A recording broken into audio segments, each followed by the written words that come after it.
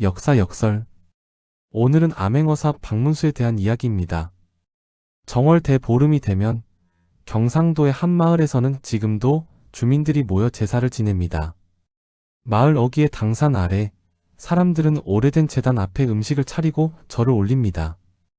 이곳에서 섬겨지는 수호신의 이름은 문수신입니다. 사람들은 이 신에게 마을의 안녕을 빌고 풍년과 무탈한 한 해를 기원합니다. 그런데 이 문수신은 추상적인 자연신도 이름 모를 산신도 아닙니다. 사람들이 신으로 모시는 문수는 바로 조선 후기의 관리 박문수입니다. 우리는 흔히 박문수를 암행어사로 기억합니다. 백성을 괴롭히는 탐관 오리를 단죄하고 마패를 내보이며 부정을 밝혀내는 통쾌한 인물. 그러나 한 사람의 관리가, 그것도 실존 인물이, 어째서 죽은 뒤에도 신으로까지 받들어지게 되었을까요? 암행어사는 조선시대에 존재했던 특수한 직책이었습니다. 임금의 밀명을 받고 신분을 숨긴 채 지방을 순찰하며 수령과 아전들의 비리를 조사하고 억울함을 호소할 길 없던 백성들의 사정을 직접 듣는 역할이었습니다. 겉으로 보기에 암행어사는 막강한 권한을 지닌 존재처럼 보이지만 실제 임무 수행은 늘 위험과 고독을 동반했습니다. 정체가 드러나는 순간 그는 더 이상 임금의 사신이 아니라 보복의 대상이 될 수 있었기 때문입니다. 그럼에도 암행어사는 조선 사회에서 반드시 필요한 존재였습니다. 조선의 행정체계는 중앙 집권적이었지만 지방으로 갈수록 감시의 눈은 느슨해졌고 그 틈에서 백성들은 수탈과 부정을 감내해야 했습니다. 힘없고 가난한 백성들에게 암행어사는 마지막으로 기대볼 수 있는 왕의 그림자였습니다. 어사가 내려온다는 소문 하나만으로도 탐관 오리들이 몸을 사렸다는 이야기가 괜히 나온 것이 아니었습니다. 조선은 명종 이후 약 350년 동안 무려 600여 명의 암행어사를 파견했습니다. 숫자만 놓고 보면 암행어사는 결코 드문 존재가 아니었습니다. 그러나 이 수많은 어사들 가운데 오늘날까지 이름이 생생하게 기억되는 인물은 거의 없습니다. 그 중에서도 유독 한 사람, 박문수만이 암행어사의 상징이자 전설로 남았습니다. 이 점은 매우 흥미로운 대목입니다. 박문수는 이순신처럼 결정적인 한 전투로 나라를 구한 장수도 아니고 세종처럼 제도를 혁신한 군주도 아닙니다. 더욱이 그의 암행어사 활동에 대한 상세한 공식 기록은 생각보다 많지 않습니다. 그런데도 박문수의 이름은 실록보다 설화로 문서보다 사람들의 입을 통해 더 오래 살아남았습니다. 그가 지나간 지역마다 마패봉이라는 지명이 남고 그의 은혜를 기리는 성황당이 세워졌으며 암행어사 박문수라는 이름은 정의로운 관리의 대명사로 굳어졌습니다. 이는 박문수가 단순히 법을 집행한 관리였기 때문이 아니라 백성들의 삶 한가운데로 직접 들어갔던 인물이었기 때문입니다. 법 이전의 현실을 보았고 제도 이전의 사람을 보았던 관리였다는 기억이 세대를 넘어 전해진 것입니다. 그래서 사람들은 묻습니다. 왜 수많은 암행어사 가운데 박문수만이 전설이 되었는가? 그 답은 어쩌면 단순합니다. 박문수는 권력을 대신 행사한 사람이 아니라 권력의 이름으로 백성 편에 서주었던 사람이었기 때문입니다. 그리고 조선 후기처럼 백성의 삶이 벼랑 끝으로 내몰렸던 시대에 그런 존재는 관리기 이전에 구원에 가까운 이름이었을지도 모릅니다.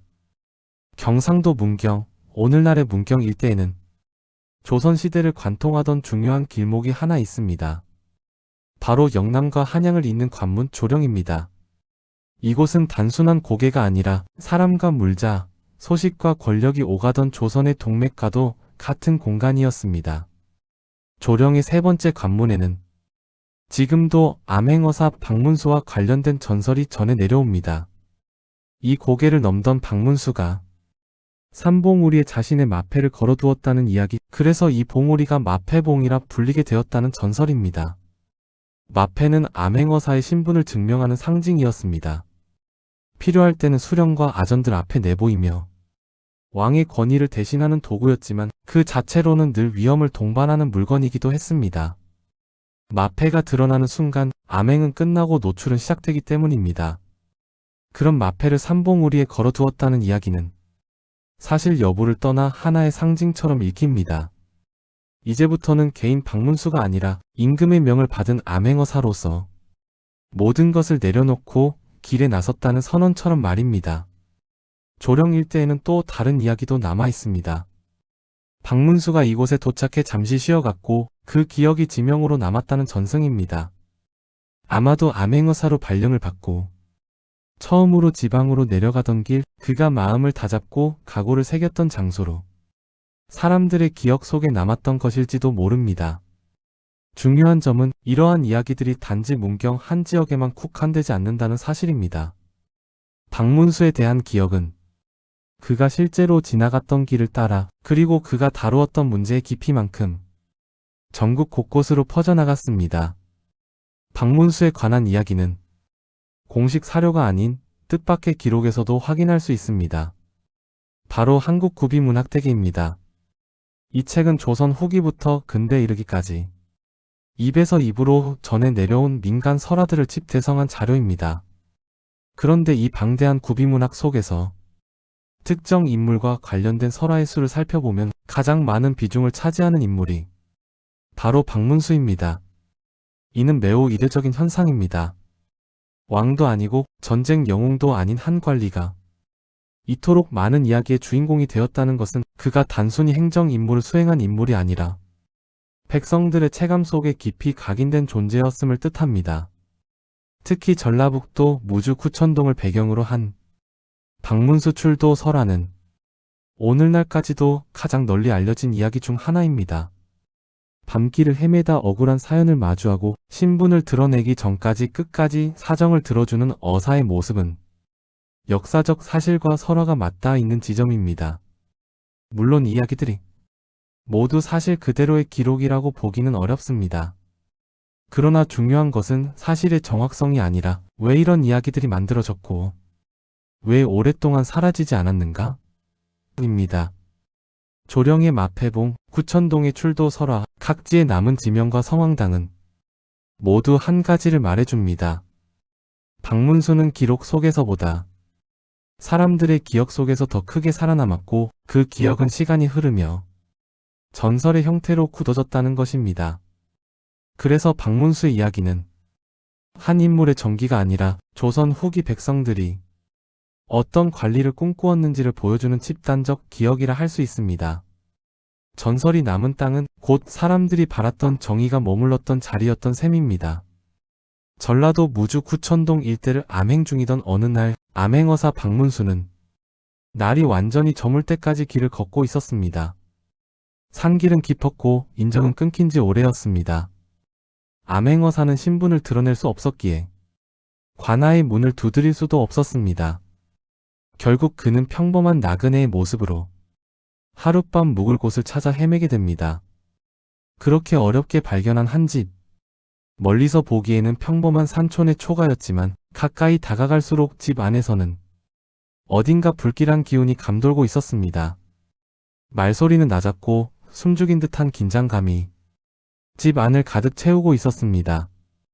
박문수가 조심스레 사연을 묻자 그 집에서 벌어지고 있던 일은 차마 입에 담기 힘든 것이었습니다. 집안의 노인이 며느리를 탐했고 그 욕망이 드러날까 두려워 아들과 며느리를 함께 죽이려 하고 있었던 것입니다. 조선 사회에서 이는 단순한 가정사나 사소한 범죄가 아니었습니다. 유교적 질서가 사회의 근간을 이루던 시대, 부자, 부부 간의 윤리가 무너진 사건은 집안 전체를 파멸로 몰아넣을 수 있는 중죄였습니다. 그러나 현실에서는 이런 일들이 외부로 드러나지 않은 채 집 안에서 묻혀버리는 경우도 적지 않았습니다. 박문수는 즉시 신분을 밝히지 않습니다. 그는 성급히 판단하거나 권위를 앞세워 문제를 덮지 않습니다.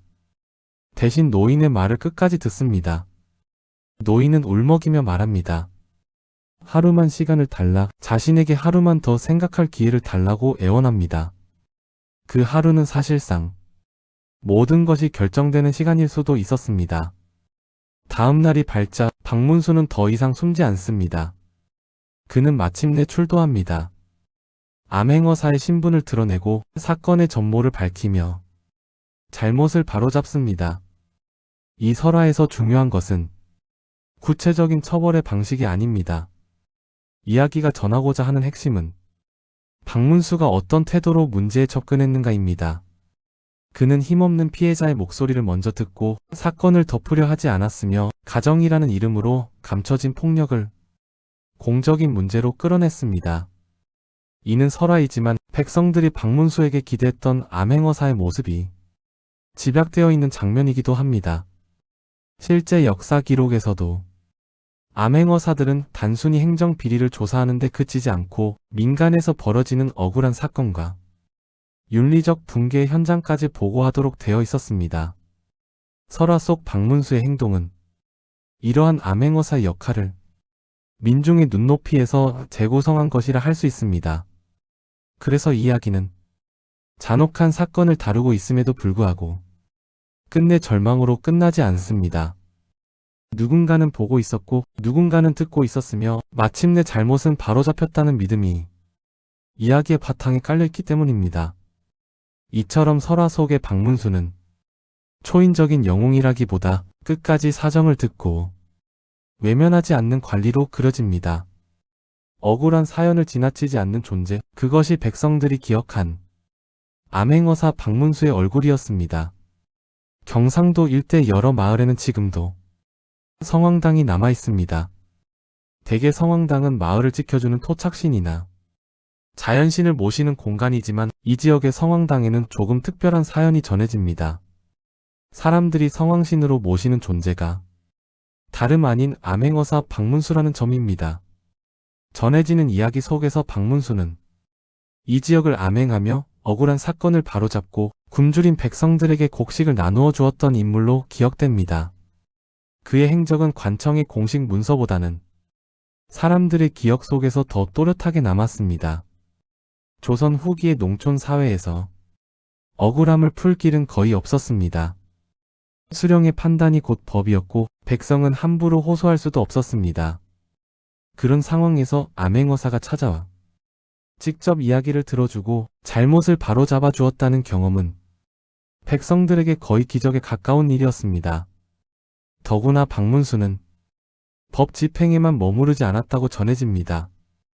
흉년이 들었을 때는 자신이 마련한 곡식을 풀어 굶주린 사람들을 살렸고 당장의 생존을 먼저 챙겨주었다는 기억이 남아 있습니다. 백성들에게 이것은 착한 관리라는 말로는 설명하기 어려운 일이었습니다. 그에게 도움을 받은 사람들은 그 은혜를 개인의 선행으로만 받아들이지 않았습니다. 마을 전체가 살아남았고 아이들이 굶어 죽지 않았으며 가정이 무너지지 않았다는 기억은 자연스럽게 공동체의 신앙으로 이어졌습니다. 그래서 박문수가 세상을 떠난 뒤 사람들은 그를 잊지 않았습니다. 그의 이름을 부르며 제사를 지냈고 성황당을 세워 마을의 수호신으로 모시기 시작했습니다. 그 순간부터 박문수는 더 이상 한 시대의 관리가 아니라 마을을 지켜주는 존재가 되었습니다. 이 현상은 조선 사회에서 전혀 낯선 일이 아니었습니다. 억울함을 풀어주고 생명을 구해준 인물은 죽은 뒤 신으로 추앙되는 경우가 종종 있었습니다. 그러나 대부분은 장군이나 충신이었고 행정 관료가 성황신으로 모셔진 경우는 그리 흔하지 않았습니다. 그만큼 박문수에 대한 기억은 강렬하고 현실적이었습니다.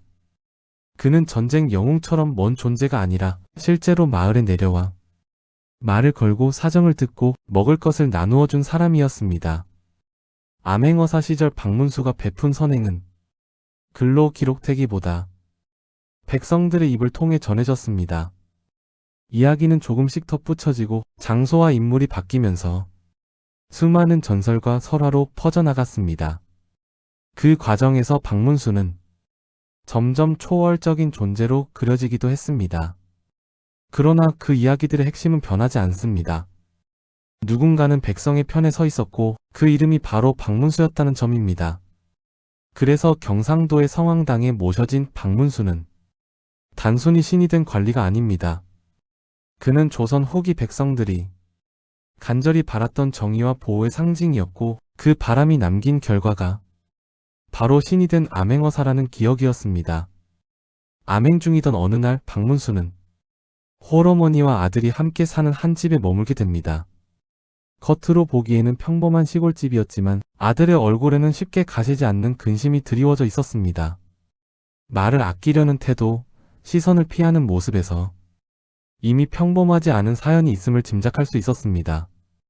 박문수가 조심스레 이유를 묻자 그제야 아들은 그간의 일을 털어놓습니다. 좌수의 집에서 혼인을 청해왔으나 그 과정에서 모욕과 멸시를 당했다는 이야기였습니다. 혼담은 핑계였고 실상은 권세를 앞세운 일방적인 압박에 가까웠습니다. 조선 후기의 혼인은 개인의 문제가 아니라 집안의 생존과 직결된 일이었습니다.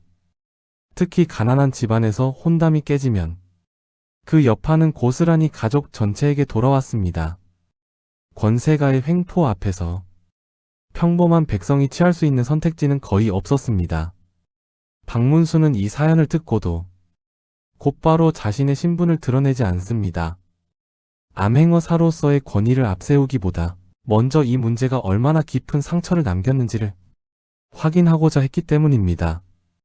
그는 직접 좌수의 집을 찾아갑니다. 그러나 그곳에서도 암행어사라는 사실은 밝히지 않습니다.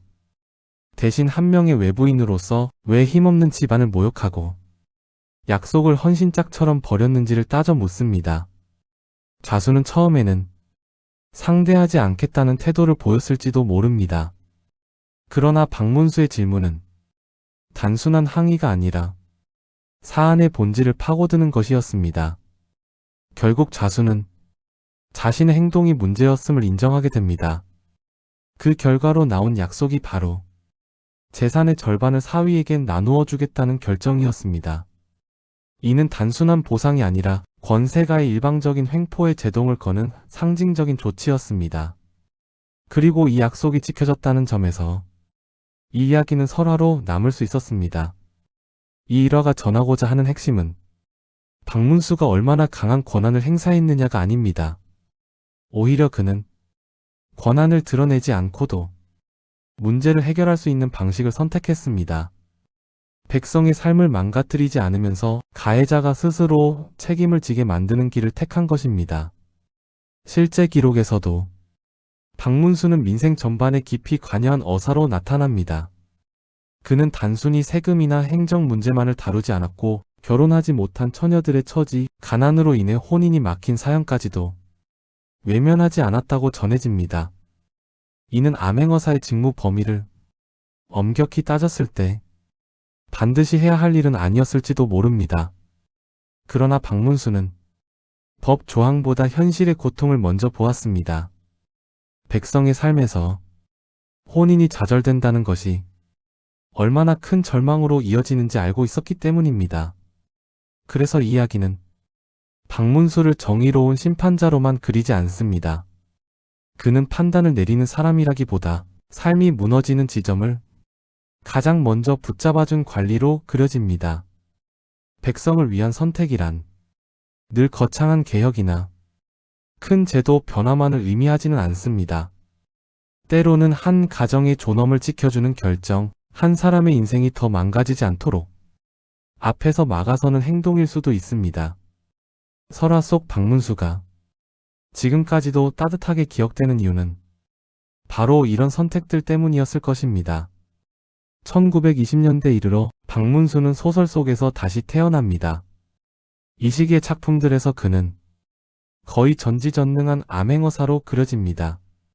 어디에서든 억울한 백성이 나타나면 곧장 등장해 부정을 단죄하고 정의를 바로 세우는 인물, 말 그대로 민중의 구세주와 같은 존재로 형상화됩니다. 이러한 재탄생은 우연이 아니었습니다.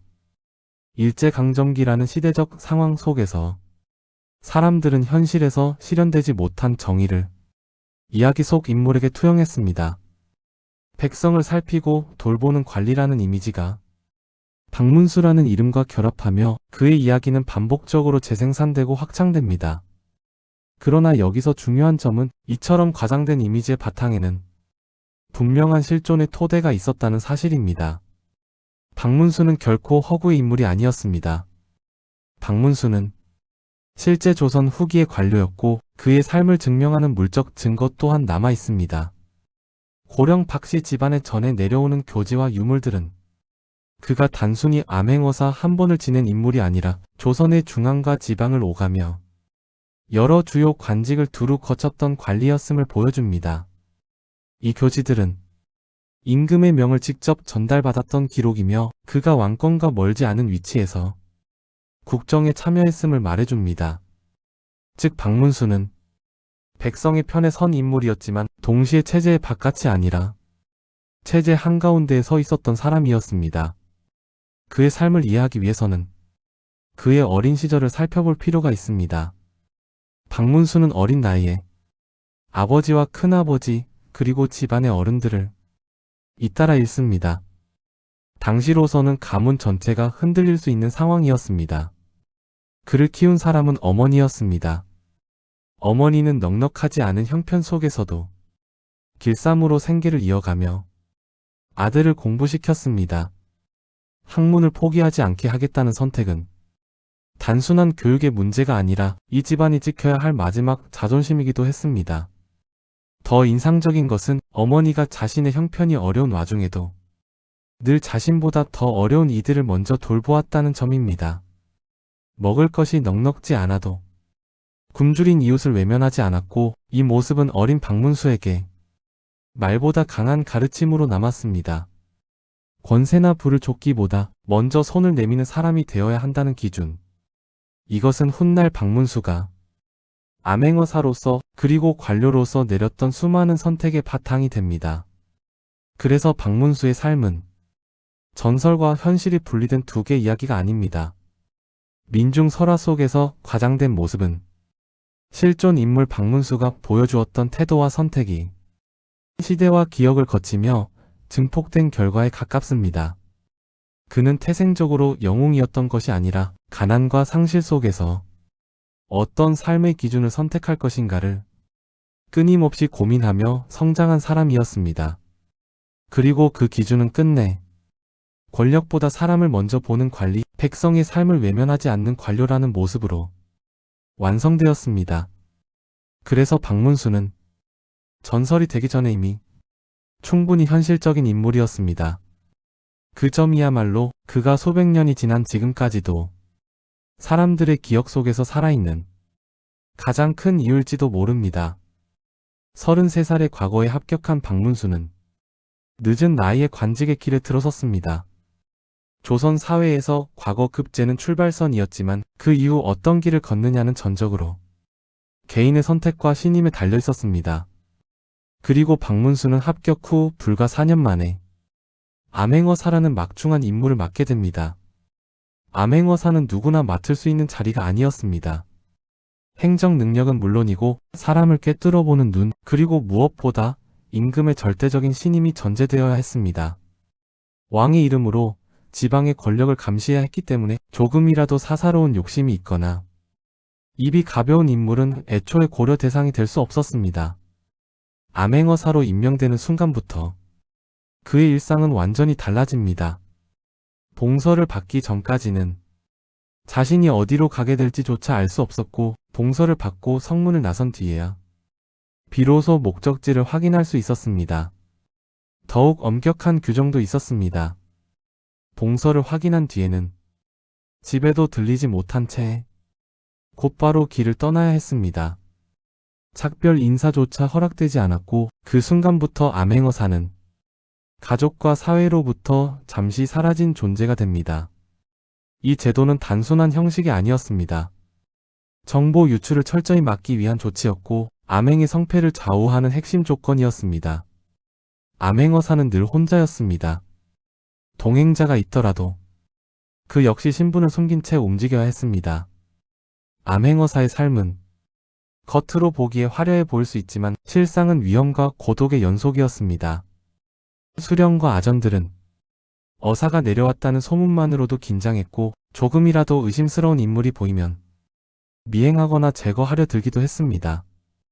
정체가 드러나는 순간 암행어사는 더 이상 왕의 사신이 아니라 위협적인 존재가 됩니다. 실제로 조선 후기에는 가짜 암행어사로 몰려 억울하게 목숨을 잃은 사례도 전해집니다. 의심 하나만으로도 폭력과 살해가 이어질 수 있었던 시대였습니다. 이 때문에 암행어사는 늘 자신의 말과 행동을 조심해야 했습니다. 너무 유식해 보여도 의심을 샀고 너무 초라해 보여도 의혹을 불러일으켰습니다. 백성과 가까이 지내야 했지만 동시에 거리를 유지해야 하는 모순된 처지에 놓여 있었습니다. 그럼에도 박문수는 이 위험한 길을 피하지 않았습니다.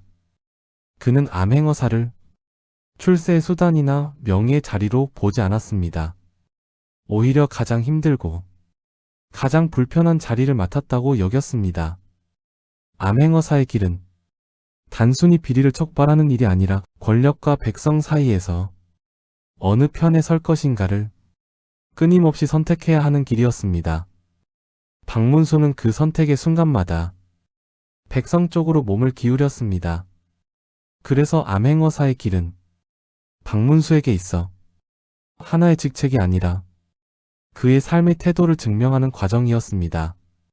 위험을 감수하고 외로움을 견디면서까지 그 길을 걸었던 이유가 바로 여기에 있습니다. 박문수가 암행하던 시기는 조선 후기에서도 손꼽히는 혹독한 시기였습니다.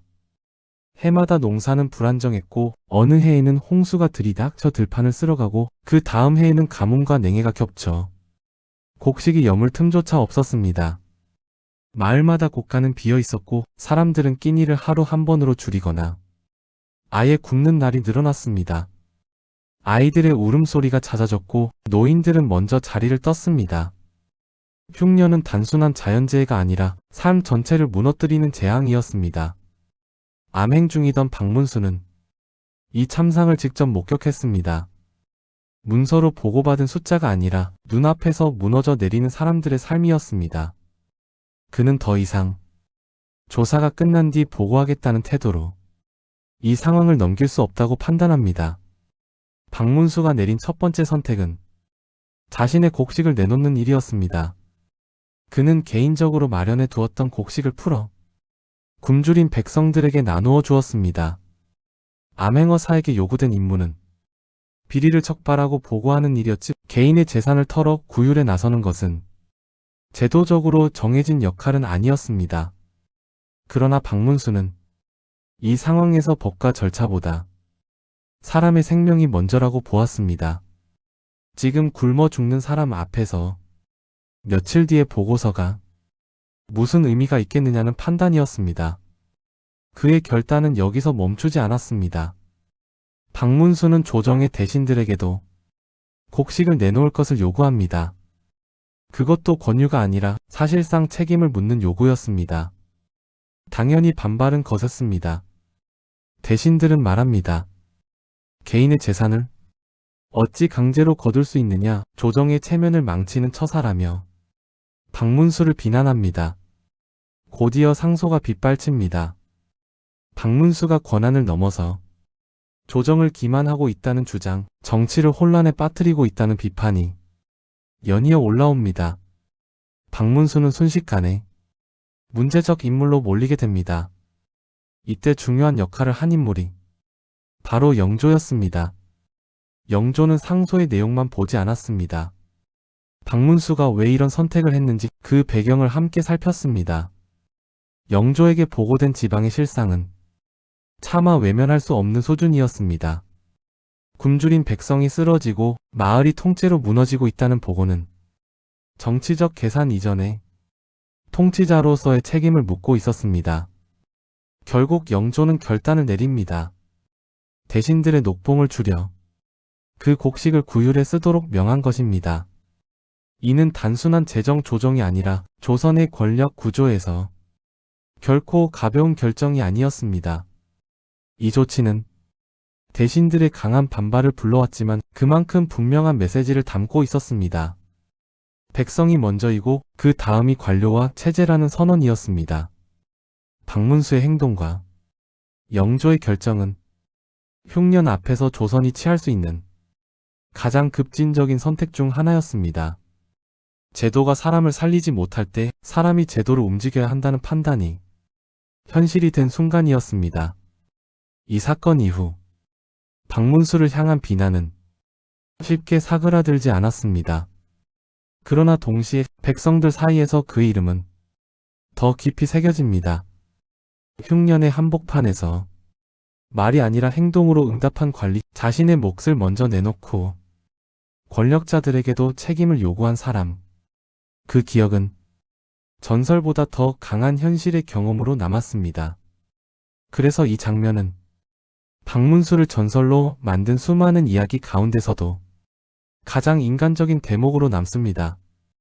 흉년 앞에서 그가 내린 선택은 정의를 외친 선언이 아니라 사람을 살리기 위한 결단이었기 때문입니다. 흉년과 혼란이 이어지던 시기, 결국 지방에서 반란이 일어납니다.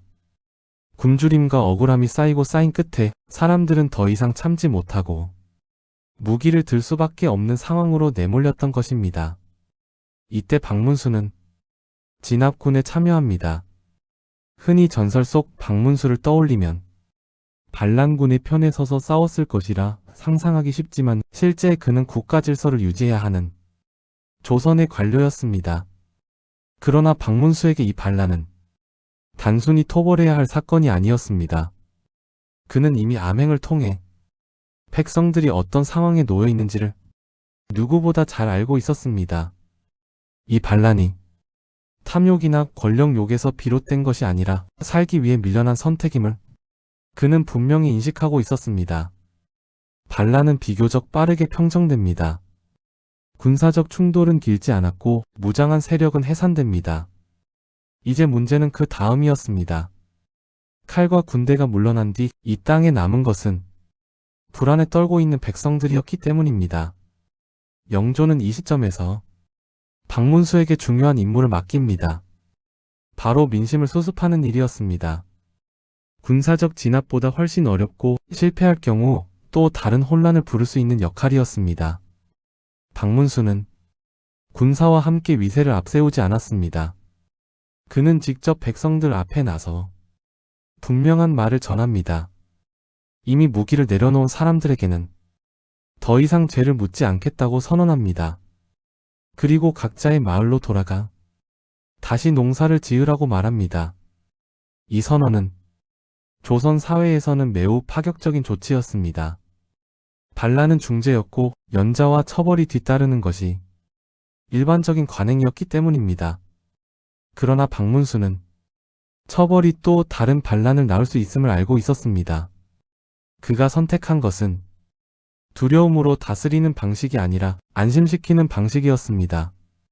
국가가 자신들을 버리지 않았다는 메시지, 살아갈 자리가 여전히 남아있다는 확신을 백성들에게 먼저 건넨 것입니다. 이 조치로 인해 많은 사람들이 다시 들로 돌아갑니다. 불타고 버려졌던 밭을 정리하고 남은 씨앗을 뿌리며 조용히 일상을 회복해 나갑니다. 칼보다 쟁기가 먼저 움직인 순간이었습니다. 이 사건을 계기로 박문수의 이름은 전국에 널리 퍼지게 됩니다. 그는 반란을 진압한 관리로 기억되기보다 반란 이후의 혼란을 더 큰 피해 없이 수습한 사람으로 기억됩니다. 백성들 입장에서 그는 처벌을 집행한 관리가 아니라 다시 살아갈 길을 열어준 존재였습니다. 그래서 그의 이름은 공포의 대상이 아니라 안도의 상징으로 남게 됩니다.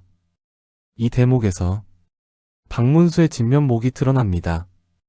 그는 질서를 부정하지 않았고 국가의 편에 서지 않은 적도 없었습니다.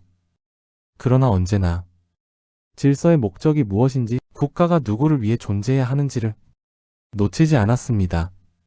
민심을 수습한다는 것은 단순히 사람들을 달래는 일이 아닙니다.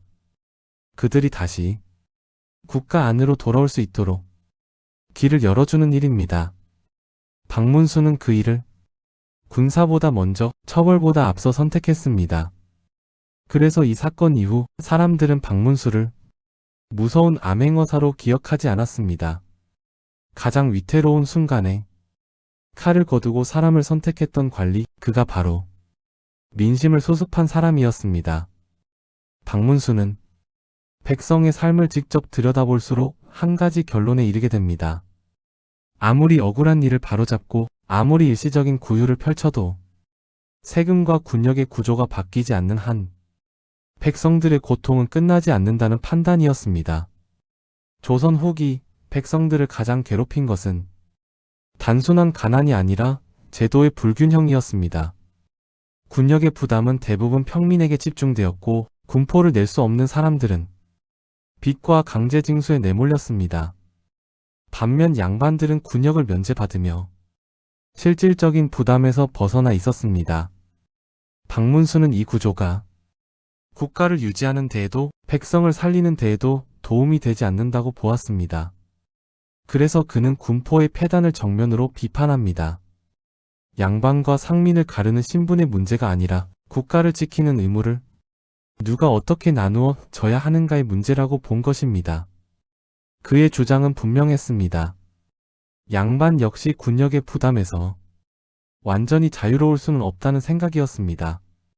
이는 단순한 행정개혁이 아니라 조선 사회의 근간을 건드리는 발언이었습니다. 더 나아가 박문수는 국가 재정을 보완할 수 있는 방안으로 어장과 미역 바위 문제를 지적합니다. 당시 어장과 특정 해안의 미역 바위는 왕실이나 권세가의 사유물처럼 운영되는 경우가 많았고 그 수익은 개인의 곳간으로 흘러 들어가고 있었습니다. 박문수는 이 구조 역시 문제라고 보았습니다. 바다에서 나는 수익은 특정 가문의 이익이 아니라 국가의 재정으로 돌려 백성을 살리는 데 쓰여야 한다는 주장이었습니다. 어장과 미역 바위를 국가 수입으로 편입하자는 제안은 그만큼 현실적이면서도 급진적인 발상이었습니다. 이러한 주장들은 곧바로 기득권 세력의 강한 반발을 불러옵니다. 군역 문제는 양반 사회의 특권과 직결된 사안이었고 어장 수익은 이미 오랜 세월 권세가의 안정적인 재원으로 기능하고 있었습니다. 박문수의 개혁은 곧 그들의 삶의 기반을 위협하는 일이었습니다. 결국 공격은 정책이 아니라 사람을 향하게 됩니다. 박문수는 백성을 위한다는 명목으로 모은 재물을 횡령했다는 혐의를 받게 되고 그 결과 투옥됩니다. 정책 논쟁이 인신공격으로 바뀌는 순간이었습니다. 이때 박문수에게는 더 이상 물러설 곳이 없었습니다. 그는 자신의 결백을 주장했지만 정치적 구도 속에서 개인의 진실은 쉽게 묻힐 수 있는 것이었습니다. 그러나 이 상황에서 박문수를 끝까지 신뢰한 인물이 있었습니다. 바로 영조였습니다. 영조는 박문수가 사사로운 이익을 위해 움직인 사람이 아니라는 점을 오랜 시간 지켜보며 알고 있었습니다. 영조는 결국 박문수를 풀어주고 혐의를 벗깁니다. 이는 단순한 석방이 아니라 박문수의 문제의식과 개혁 의지를 왕권 차원에서 인정했다는 의미이기도 했습니다. 하지만 이 사건은 박문수에게도 큰 상처를 남깁니다. 그가 맞선 것은 개별 관리의 부정이 아니라 조선 사회를 지탱하던 기득권의 벽이었기 때문입니다. 개혁은 언제나 저항을 동반한다는 사실을 그는 누구보다 뼈저리게 체감합니다. 그럼에도 박문수는 자신의 소신을 꺾지 않았습니다. 백성을 살리기 위해서는 미움을 받더라도 말해야 할 말을 해야 한다고 믿었습니다. 그 신념이 있었기에 그는 끝내 전설이 아니라 현실 속에서 싸운 인물로 남게 됩니다.